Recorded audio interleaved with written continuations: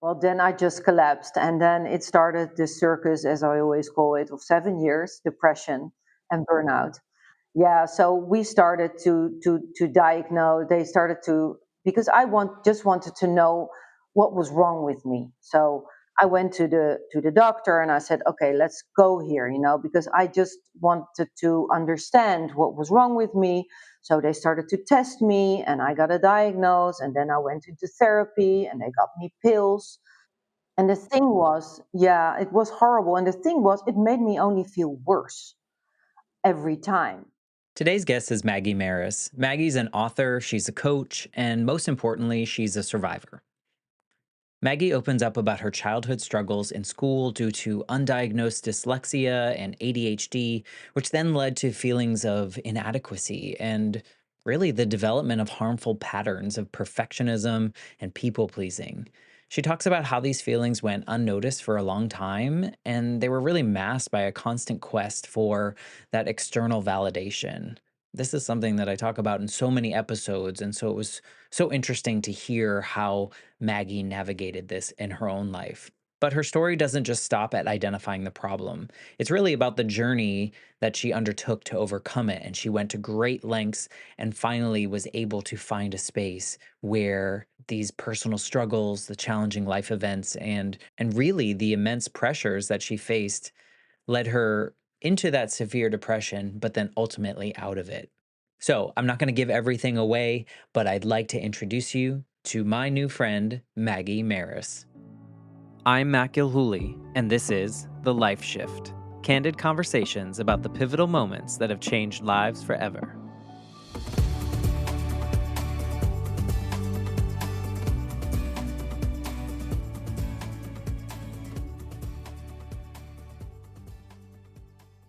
Hello, my friends. Welcome to the Life Shift podcast. I am here with Maggie. Hello, Maggie. Hi, Matt. So nice for you of you to have me here. Well, thank you for being here all the way, like not quite halfway across the world, but you're on the other side of the pond. Right, far away in the Holland, in the Netherlands. I have not been there. It is on my list of places to go, and I hope to make it to the Netherlands at some point, but I don't know when. You will, if you want to. You will. Thank you for wanting to share your story on the Life Shift podcast. For anyone that's listening for the first time, this show really stems from my own personal experience. Like when I was a kid, my mom died in a motorcycle accident with her boyfriend. And at that moment, when my dad sat me down and was like, she's died, my life changed completely. Like I had to move states, I had to change schools, I had everything. I had one parent that I didn't normally live with, and all these things changed in my life. And growing up, I didn't have any outlets to share that and talk about that. And always wondered, do other people have like this significant pivotal moment in their life that kind of like flipped things on its head, and then we had to learn from it and grow from it. And so far I've had the opportunity to speak to over 130 people about these seemingly small blips in time that changed everything, like dramatic, super scary, those kind of things. And so that's kind of where this whole show comes from, my own personal experience of just feeling really lost and alone. And all these stories have really just found a place in my heart to help me kind of heal through that. So thank you for being a part of the journey without even sharing your story. It's just Right. such a lovely thing. That's so great. I love to do it. I love to share this story. Well, they are important. We were talking before recording of how I think that even if we don't have the same experiences as someone else, when we hear their story, there's some element of their story that can resonate with us and maybe make us feel less alone or make us feel validated in the emotions that we felt at the time, whatever it might be. So I just think stories are so important. We need to share them more. Right. I really believe so too. I can tell you later a little bit what happened to me when I didn't talk. So I will tell you about that later. Yeah, for sure. Keeping it bottled up is really impactful in a not so great way. I can relate to that. But before we get into your story, maybe you can just like introduce yourself of who you are in 2024. Like who is Maggie now without giving too much away? Okay. Yeah, I'm Maggie. I'm a mental wellness and positivity expert based in the Netherlands. I do a lot of coaching, and recently I wrote a book which is called My Journal. It has been released in Holland a year ago, and it did really well. So now I translated it in English, and I just launched it about a month ago. And now I've been promoting my book since then, and I just love to share about it because it's a beautiful and great book coming from a great story. So, So you're an author now too. You didn't say author. You got to add that in your list. right, I'm an author. Yeah, that's true. And I'm married to Frederick, and we have three children, which one of them is still living with us. He's 17. His name is Flynn. I believe the most important thing to say that I am happy. That's that's big. I don't know that a lot of people can honestly, with full heart, say that they are happy. Right. So that's why I start with that because it's an important thing. You will understand why I say that if I will tell you my story. Yeah. So you're saying that it hasn't always been full hearted. I'm happy. Right. Yeah. I've been on a long journey. I can tell you. Yeah. And sometimes, sometimes those harder moments make us realize how we can be truly happy because we know those moments, because we know darker moments. Right. Yeah. I've been through a lot. Yeah. Well, congratulations on your book before I forget to say that. Yes. That's Thank very you. big. And it's multilingual too now, right? You have it in Right. two languages. How cool. Not a lot of people can say that. Not a lot of authors can say that. Right. And, Yeah. I'm I'm very sounds like proud. you had a hand in the translating it as well. Yeah. I have an amazing translating friend, and she did an amazing job, which is I'm very happy. Yeah. Well, since we like to center these conversations around pivotal moments in our lives, maybe you can kind of paint the picture of what your life was like leading up to the moment or moments that we're going to center today's conversation around. I think it started when I grew up in school. I wasn't doing very well, and I didn't understand. I was always looking out of the window, couldn't focus. People would tease me. The teacher would throw things at my head if I didn't pay attention. Yeah, it was for a joke, of course. But I was different in school. I was very sensitive and I was scared, and I wasn't doing very well. And even my father, he would always push me to go to school even if I didn't want to. So I developed already at a young age to be very scared. And yeah, it was sort of traumatic for me at the time. And during this time, during my childhood, I started to develop people pleasing and perfectionism. I can relate. Yeah, yeah. So yeah, oh good. Yeah, then you understand. So and I had no idea, of course, I was doing that. I mean, the first I was started to drink, when I was a teen, I was always drunk and I didn't know what to do. And I was very unhappy. I didn't even realize that I was unhappy, that you realize when you get older. So yeah, it was hard growing up. And I think until I met my second husband, I had no idea. I was always working very hard. I was putting the pressure on myself so hard that with every job I had, I ended up home for a few, I was just overworked. I was burned out. And that happened time after time after time. And I had no clue. Did you feel like you were like running away from something, like just keeping yourself so busy that you didn't have to focus in on something? Yeah. Well, because I had also because I thought I was dumb. I didn't have a very interesting job. I was feeling very insecure, and I always thought that I was dumb and I couldn't do anything. People would go to college, I couldn't go to college, so I felt different. So I developed, of course, being, yeah, how do you say that, insecure and feeling lousy all the time. In school, was the challenge just like a different, like a learning, you learn differently, or you just didn't care, or was it focus? What was there, something that was driving that? Yeah, well, now I know I was dyslexic and I had Okay. ADHD. So now I know what that was. And it wasn't probably talked about that much back then No, either, right? nobody knew what it was, and now apparently I'm even.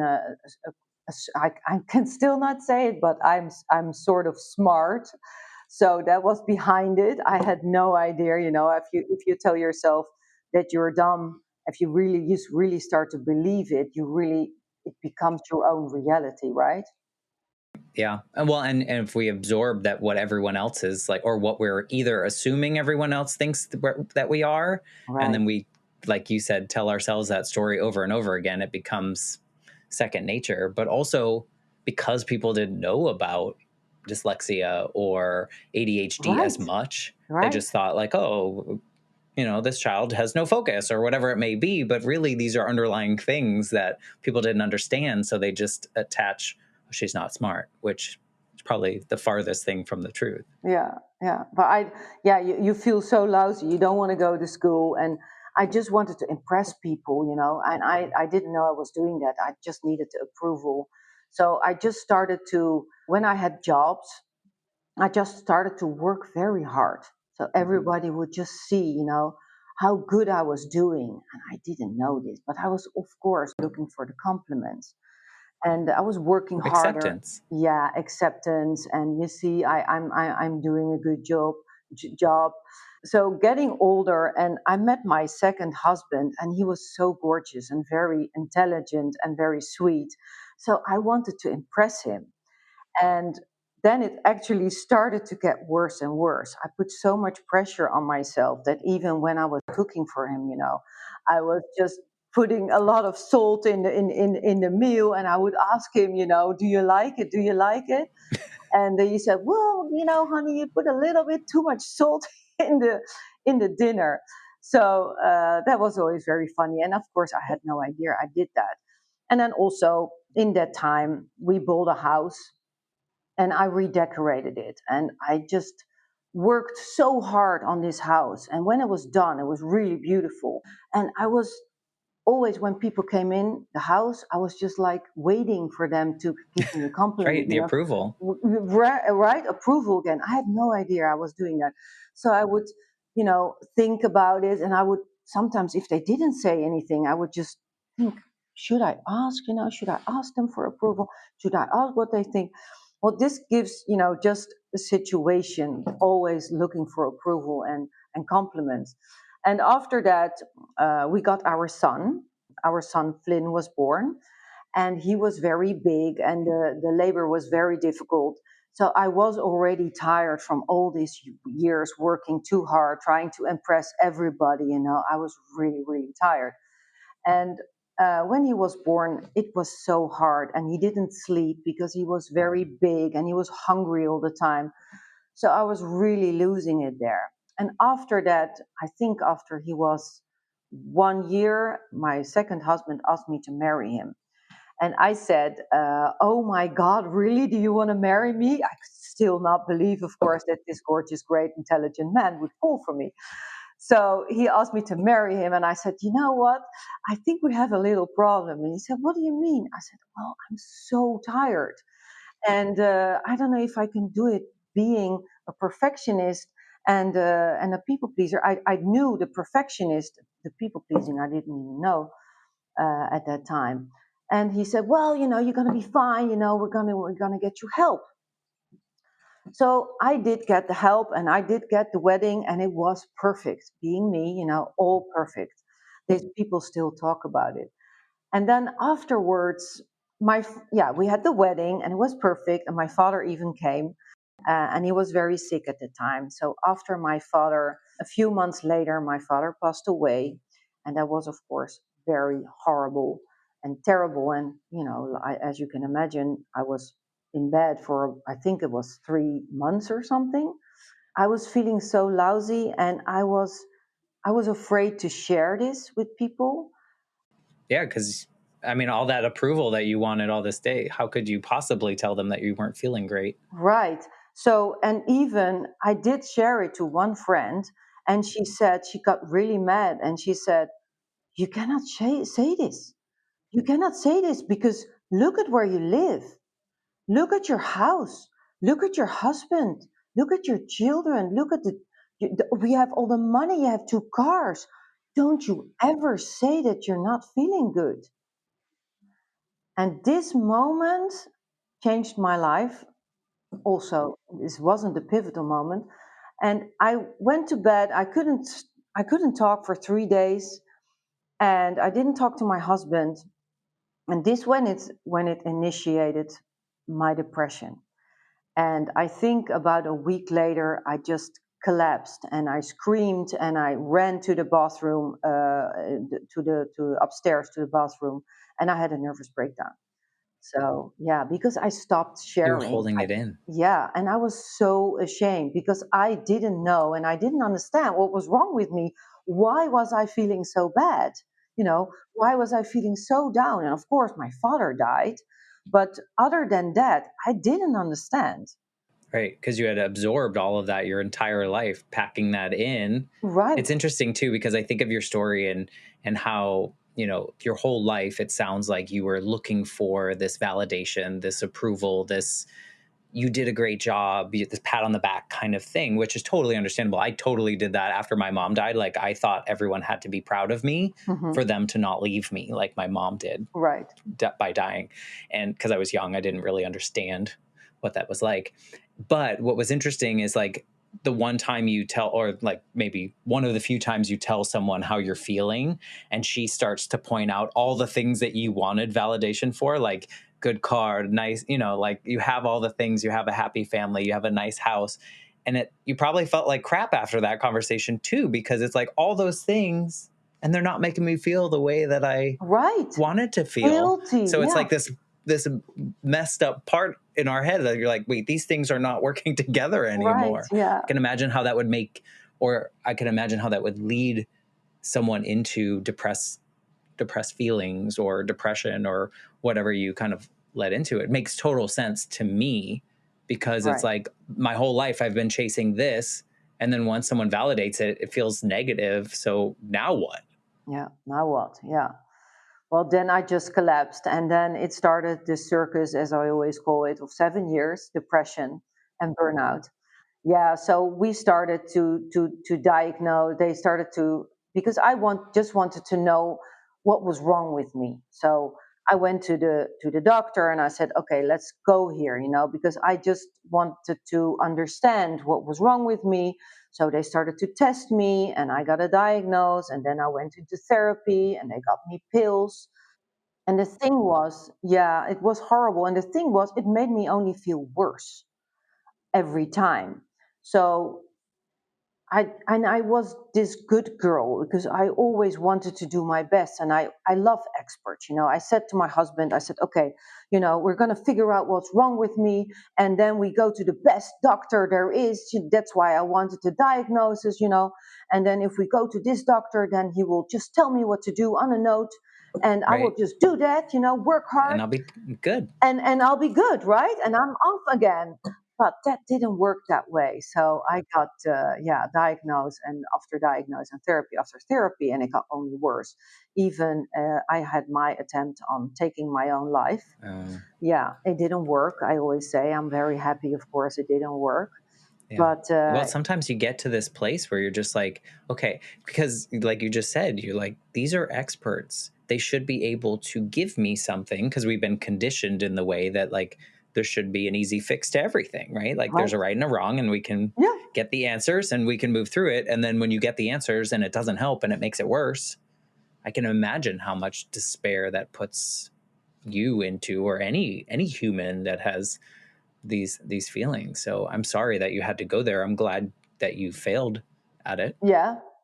I'm too, you of know, course. Yeah, and not a perfectionist at all parts. yeah, So, right, that's right. really challenging. That's it. Yeah, but that's also a good joke. That it wasn't. Yeah, I always make a joke, that it didn't work because I'm still here, of course. Yeah. But in that time, also, I was doing therapy after therapy, and I told my husband, I think it was after 4 years, I had a new diagnosis, and I said, okay, and they wanted to put me in again in another therapy. And I was telling him, I said, well, maybe we can talk about euthanasia if this therapy will not work, because I cannot do it anymore. Because the Yeah. pain in your heart when you're depressed, I don't know if anybody's listening, but they will understand. It's so horrible. It's just undoable. So, and yeah, he said, okay, let's do that in two. They said it would take 2 years. This last bit, but I didn't get to the 2 years. I ended up in the bathroom floor again in a hysterical attack. So they didn't know what to do. We didn't know what to do. Nobody knew what to do. So then somebody had a great idea, and she said, "Why don't you try to get off the medication?" And I said, "Well, I haven't tried that yet." So then they sent me off to India. And I thought, okay, let's go to India. They were supposed to help me to get off the medication. And arriving in India, I was with this doctor, and I took, like a good girl, I took all my medication and I put it on his desk. And I said, yes, well, it would be great if we can, do something with this, and I can get rid of the medication because maybe it will help me. And then he said, okay, well, we don't need this anymore. And he just shoved all the medication on the side. This is an Ayurvedic treatment therapy. So I'm going to give you all Ayurvedic medicine now, from now on. And I was like, oh my God, this can't be good. So I went to my room and I was like, where did I end up? And I didn't feel safe from day one. Oh, I really? thought, shoot, what should I do? Um, so I just had made my own plan. I said, okay, I'm going to be here for a month. I'm just going to cut back on the medication, half a pill every week less. You know, don't do this at home. Never do this at home because it's Yeah. dangerous. It was also for me, but I'm still here. So thank God. But yeah, so I did that for a month and I felt horrible, of course, because you cannot walk, you cannot talk, the food was awful. Well, I can talk for hours about India. But anyway, I did that. I did get off the medication. Eventually, I moved to another clinic there in Sri Lanka because I didn't feel safe in this one. Okay, so I went to Sri Lanka. I went to this other island, and I went there also to a therapeutic Ayurvedic center, better than the other one. And also there, I had massages. The one before were so horrible and smelly, all Ayurvedic oils. And this one, it was a little bit better, but they said, we're going to wrap you up with all kinds of fruits and vegetables. So they did that. They put that all on my face and they wrapped me up with plastic everywhere. I could breathe. And they said, okay, now you have to stay in this for a half hour. So I was okay, okay, and I was laying there, I remember so well. And then all of a sudden, I think it was after 5 minutes, I just got so angry and I started to rip everything off. And I got so angry and I started to cry. And I ran to my room like a crazy person. And I called my husband and I said, I can't do it anymore. I'm going to say no, I'm not going to do it anymore. And then this moment was just I think for the first time, I really said no. Because until that time, I did everything they asked me to. Always I said, okay, I'll try it. I'm always was the good girl until that moment. And then I think it was after 3 weeks, I stayed there. I went to the breakfast in my white bathrobe. And after the breakfast, I felt so good. And I walked to the sea and I was just looking at the sea and I was looking at all the beautiful plants around me. And I started to get tears in my eyes. And I was looking at my arms and I got all goosebumps, and I was like, wow, what's going on? It's so beautiful. And I was just looking there and I was just, wow. And this moment, I got so tears in my eyes and I didn't know what was happening. I didn't understand, Totally different than anything you've ever experienced. ever experienced. It was like waking up. It was just like, wow. And this moment was just my awakening. I just woke up. And I Yeah. know now that it was because the medication was leaving my body. Mm, And I started to feel again. yeah. It's Yeah. interesting too, because like I have such a visceral like imagination of this moment where you're really constricted by this plastic wrap and like it's holding you to a point in which you're kind of like busting out of a cocoon, if you Right. will, Yes. and kind of finding your voice and finding your space, if you will. Like, I can take up this space. Not I am taking up this space and for all of you people, but I can take up the space that I deserve, and kind of leaning into that. And that's just my mind imagining things. But it sounds like, like that was the last thing. It was like, you're holding me down, you're holding me down, the medication's holding me down. And now here's this physical manifestation of them wrapping you up to the point where you are totally constricted and you Yeah. can't move, right? Right. And now you're like, done. This is the last Yeah. straw. It was necessary for me to say no. And from this moment on, after this moment on the beach, I was just, wow, I have a voice. Like you say, I can say no.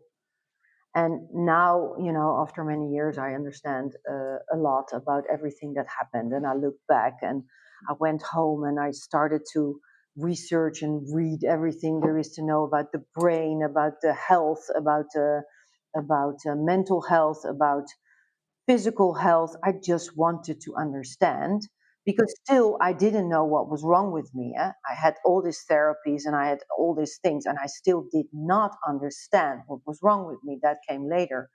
So yeah, and after researching and coming home, we bought another house. I started to decorate that house again, and when it was done, I was like, "Wow, I did that," but it was different because You did it this, for you. yes, because it was different because I didn't need the compliments anymore. I was so proud of myself. And I think this was the start of me believing in myself, Mm, finding my way up after yeah. all this misery and all these years, people pleasing, perfectionism. I just believed in myself. And yeah, because I got so excited, I also stopped smoking and I started to feel fit, and healthy. And I started to eat well. Quite a difference than the before times. Right. So I was just going up and up and up. And then I just could not believe how much power I had in me. And even I went on this detox trip, for a week. And after this trip, I even felt more fit than ever. I was just, how much power do I have in me? You know, it Yeah. was, Do you also look back at all the time that you spent without the power? yeah, right. And you're like, now we're going to make up for it. Right. But everything started to make sense then.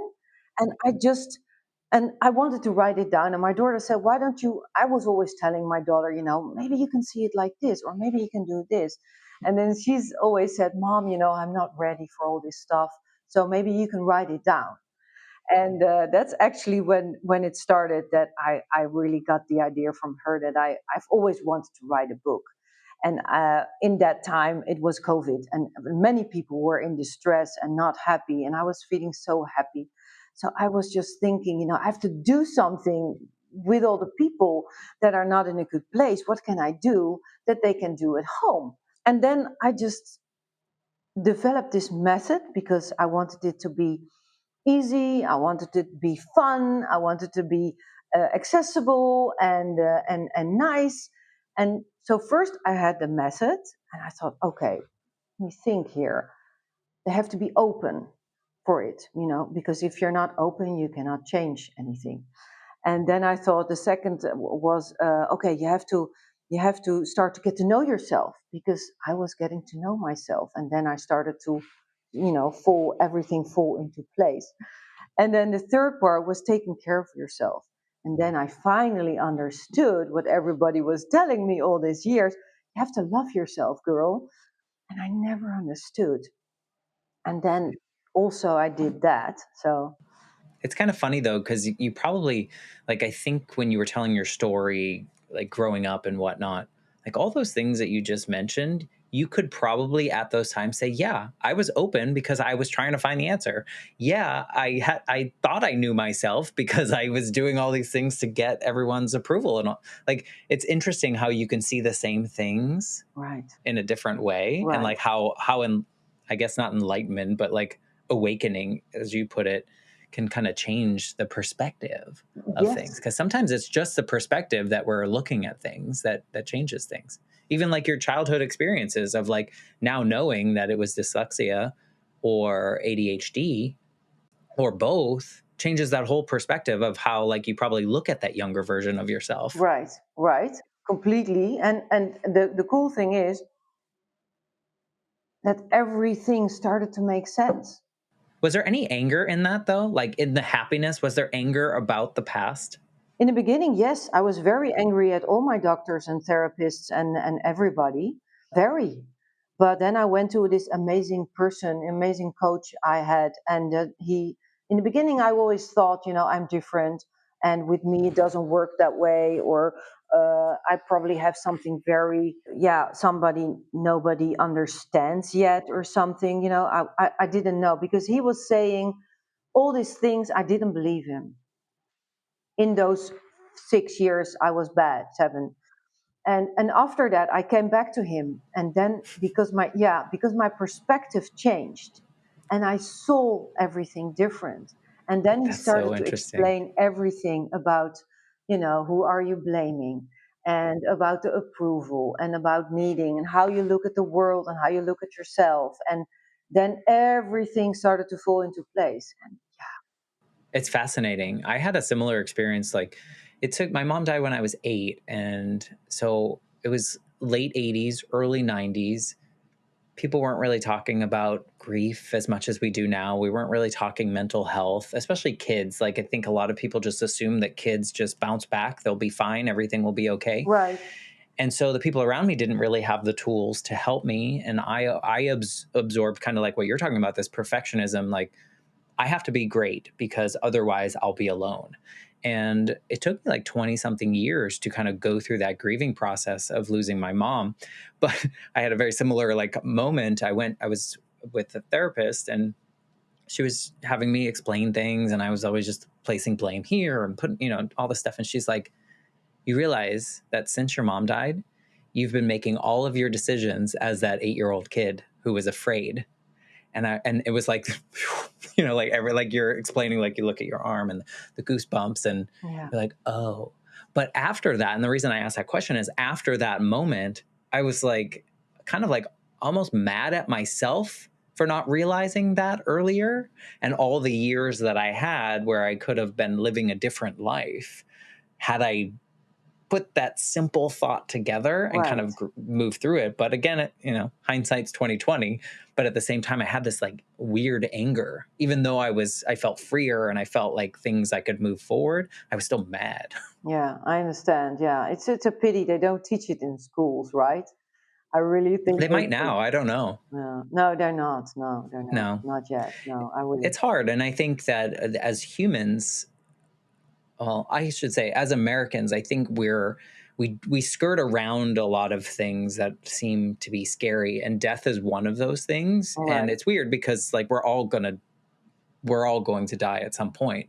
And so if we could embrace it a little bit more, not like actively seek it out, but just talk about it and experience it with the people around us, and lean into those moments. Like having lost my mom in that way, when my grandmother was diagnosed with cancer and eventually passed away, I did everything right. Like I felt like I Yeah. had the conversations. I sat by her bedside for her last 96 hours and did not leave. And those were the things that I needed to do. And I almost like wish other people could have that experience, because it's as sad as it is, it's beautiful. Like it's just this beautiful experience. And so I think more people need to lean into just talking about the hard things. Like your friend that told you to keep it down. Yeah. Right. Yeah. But many people are just very uncomfortable. They're Yeah. very comfortable and they don't want to get uncomfortable. But isn't that like when you got your most uncomfortable, like physically, Yeah. Right. that's when your moment like really like you were, I just keep going back to that visual because I really feel it, like almost like the suffocation, if you will, Yeah. that you broke out of. Yeah. I It's need it like to happen. Yeah. the most uncomfortable made you this version of you. Right. Yeah. My journey. Yeah. It's unbelievable. And I'm so happy, of course, it happened, and I always say, everything happens for a reason. And I just had to go there, and I'm, you know, how did the relationship, like, because it's interesting that, like, your husband was by your side and supportive of you through all of this. Your children obviously saw you through periods of this, and they see the before, the during, and the after. Like, how are those relationships? Have they changed dramatically? Well, it's interesting, interesting question, and it's unbelievable. Of course, my husband stayed with me first all this time. I mean, kudos to him. Like, that's hard. And like Yes. for men, like, let's, if we're being stereotypical, like, that's very hard for men to lean into and help. So Yeah. Right. you got a good one. Yeah, I got a very good one, and even in the end, just when I left for India, I think I'd set him free. I told him to go. I said, I don't want it anymore, because I cannot do it anymore. That you are also in this with me. So I set him free. But we got back together after 2 months or something. When I came back, all happy, of course. And I was like, oh my God, I almost let him go. Well, I did let him go because I wanted to Yeah. set him free. I wanted him to be happy. But yeah, we came back together. So yeah, it's amazing. And we are still so much in love. And yeah, he's a very special guy, and he's my big inspiration. I learned so much from him. And when I was, of course, I was then thinking I was dumb, but I was so impressed with his knowledge, and I wanted to learn always. And only, I think, 5 years ago, I said it out loud that I thought my whole life I was dumb. He didn't know this. So all the cool and interesting conversations we have been had over the weekends, forever in our relationships that were holding me up because they were so cool and I was learning and growing. But that said, where did I want to go with this? Yeah, so my husband, yeah, unbelievable, great. And the children, my daughter was at the time, I think she was 9, and she was just diagnosed with ADHD just before I had my nervous breakdown. And we had her tested, and she was tested for ADHD, so she got her medication for it. And I started to see in school already, also with her, that she was going down a bit. She was feeling down and not smart. Same, I just saw it happening like I had. You saw yourself. Yes, and so she got the medication, and she came home. I remember the first day, and she was like, "Oh my God, Mom, I didn't look out of the window one time." I was like, and I was started to cry. I was like, "Oh my God, she's not falling in the same misery as where I Yeah. was." Well, also too, like, the sadness of, like, I wish, like, I wish the younger version of Maggie had that solution. That's all you were Right. looking for, is Yeah, just like the answer, yeah. like, that you weren't dumb. It had nothing to do with your intelligence. No, isn't it weird that you And your thought that? whole life you had this fixation on it, if you will, Right. Yeah, I always because you felt didn't know. less, and yeah, Yeah. oh man, I wanted to prove so much. So that was my daughter, and she was staying at a friend's house a lot when I was, yeah, hospitalized. I was in clinics, and she was staying at a friend, so she was good. And I think because of her medication, and she was in the lift with her school, I think that helped her through all this difficult time. And then my son, I think he was only 2. So when I got back, I think he was already, well, I don't remember exactly how old he was, but I was most worried for him because I thought, oh my God, what happened with him because I left him, right? Right. Yeah. And I wanted to do everything I could, of course, to make him in with the best experts. So when I came back, the first thing I did, I was just looking for therapy for him, and I did that, and I went to therapy with him for 2 years, and I can say now, he just turned out into this amazing, beautiful person, Yeah. so smart and so kind, and both of them are so unbelievably smart, fun. I think, yeah, I think also, yeah, because also maybe because they were in so much pain when they were young, and they realize that it's not normal to have a normal life because they have been, how you say that, been through so much, that they're very grateful that I am now in a good place. But I think there's also probably a level of, I mean, I guess we'd have to ask them, of like some kind of inspiration, because you pulled yourself out of Yeah, a space that was very scary, probably for them, like even scarier than we can imagine as right, adults, because you don't realize as much as a kid. Everything, there's a lot less dots to connect, right? And to see someone go from the state that you described yourself as to where you are now, I'm sure there's a huge level of inspiration that you naturally just kind of give to them without trying, right, because you're seemingly trying to live your best life now. yeah, right. It's not that you don't have sad days. It's not that you don't get angry. It's Yeah, not that you I don't have do. all the emotions that humans have. But I now it do. sounds like you're living with like intention, not to impress others, but to make yourself happy. Right. Is that true? Yes, that's it. Yeah, that's my whole book. I wrote the book to become happy. Yeah. You're like, stop trying to impress everyone else, because the only person that matters in the room is you at the end of the day, right? Yeah, it's hard. It's hard to get there though, especially after a year. I mean, years of like what you endured in your life. It's hard to like sit and go, oh, wow, this is like a whole new life that you're living. You're like two different versions of yourself. Right, absolutely. And now I know, I've read so much about the brain, and I will know all about the thoughts that are holding us back, the limited beliefs. And I'm coaching people with the book, and they get so excited because it is so uh yeah, almost easy. If I work with people, they just get it because it's in the book. Because I can tell you what I know now. The key is inside, in everybody, and we're all different, right?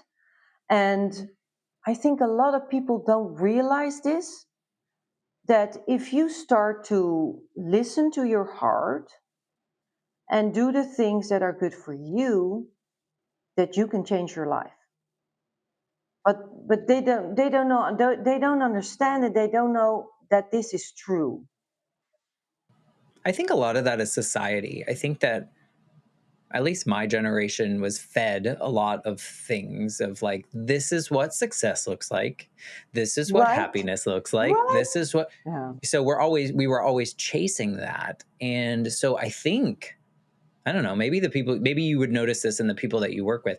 Do most of the people that you work with, have they hit some kind of wall or some kind of negative space like you did in order to open up and find that key, or not? Like maybe I'm just doomsday over here. No, I have many different people who come in here with anxiety or with depression, or who would drink a lot, or would, drugs, or, different kinds of people. And because when I was hospitalized in this clinic, I remember so well, I didn't realize that I was in the group with alcoholics, drug addicts, eating disorder people, with all these people, and I loved, Perfectionism is yeah, an addiction. a burnout, like I had burnout. But I always loved for experts, as I told you. And I was like, what am I doing in a group with an alcoholic? Why am I not getting somebody who's focused on me, on a burnout? And they didn't even know I had a completely different diagnosis at that time. But I think many people don't realize that they're all grabbing for something because they don't want to feel right. You're just running. Yeah. Running, and one grabs for alcohol and the other starts to eat. So that's all also with my people here. And everybody comes in here, and it's all the same. I bring them to their own heart. And because I got so excited with finding out about myself, what made me happy. And it's not difficult, and if you do the right things. I just think, and maybe this is a negative part of my brain, but I just feel like so many of us would find difficulty finding that key if we didn't have all the hardships that we had beforehand, or all the struggles that we Everything had, happens or for a reason. Yes, you're absolutely right. We need to go there.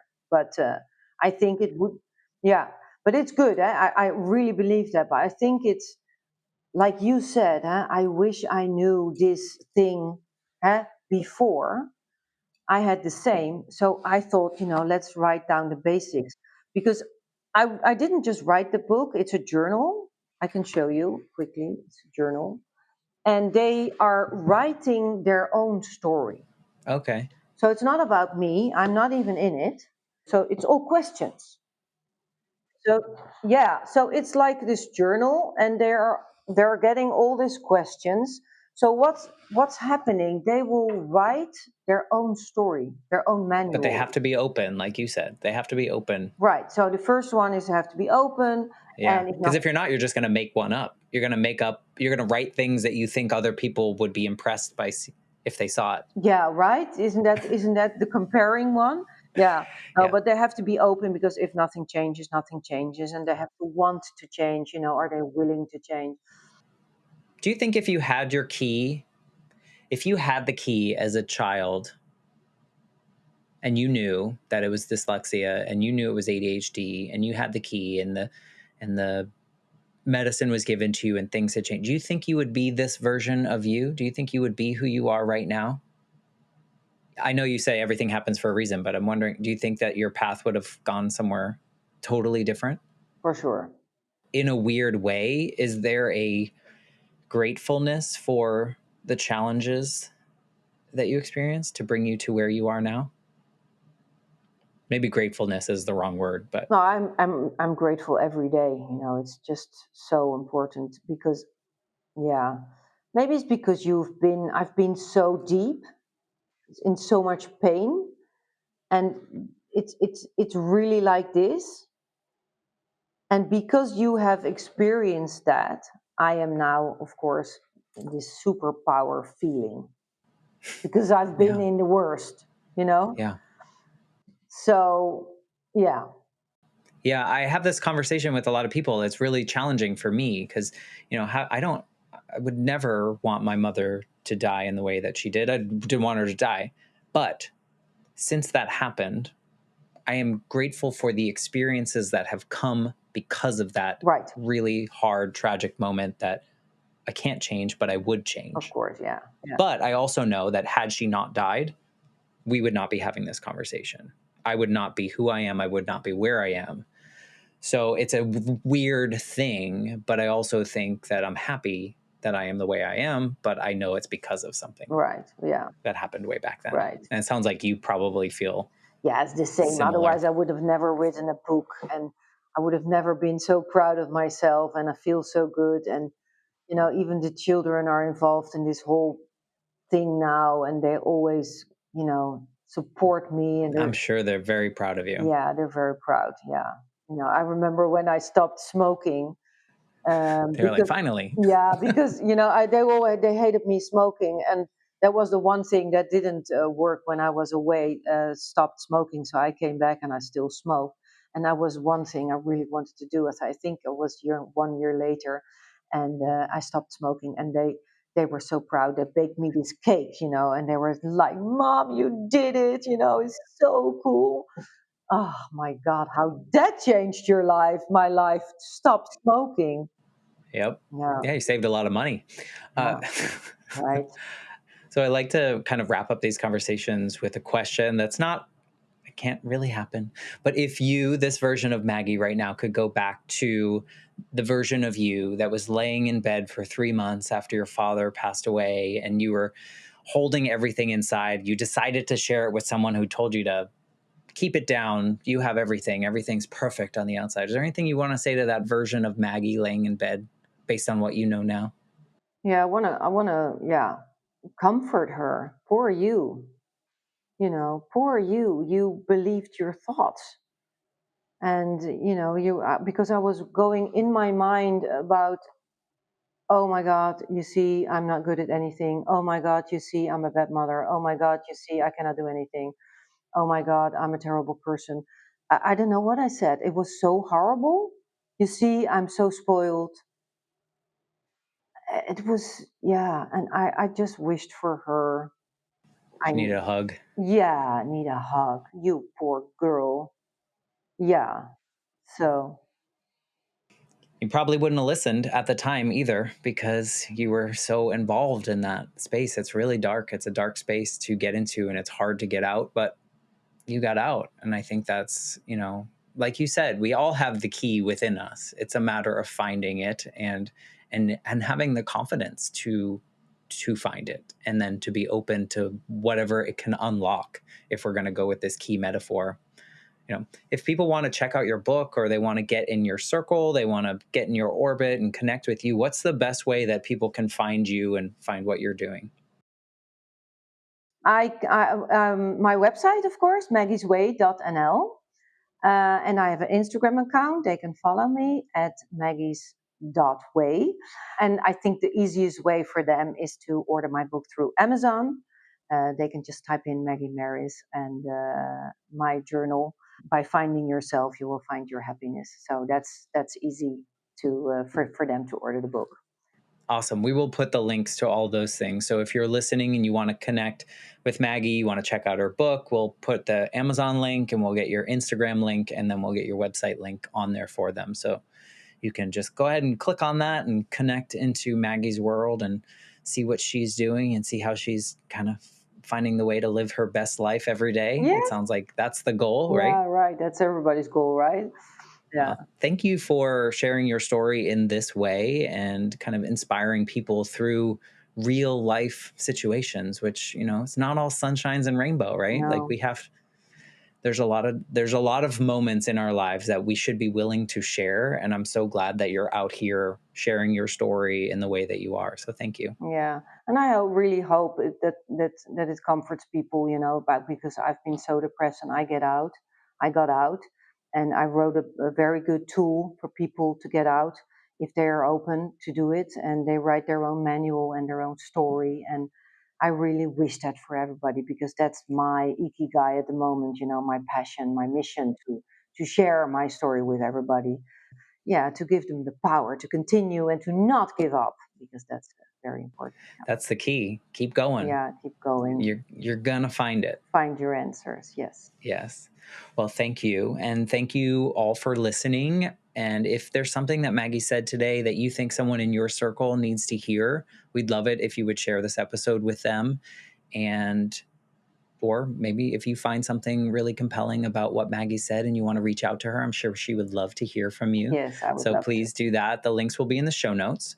And with that, I'm going to say goodbye, and I will be back next week with a brand new episode of the Life Shift Podcast. Thanks again, Maggie. Thank you so much, Matt, for having me.